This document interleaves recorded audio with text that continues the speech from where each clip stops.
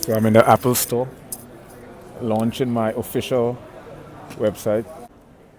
The answer is yes, I'm supernatural.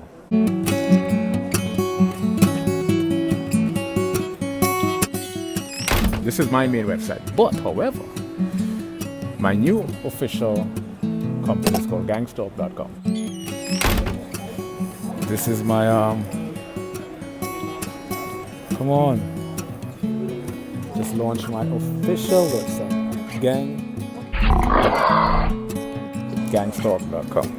The big philosophical question here is, what is gangstalking and why do I find Gangstalking.com to be quite clarity momentum at that time? And then you had Axe Jeeve was a search engine. There was no Google, there was Axe Jeeve, there was Alta Vista, and eBaum's World.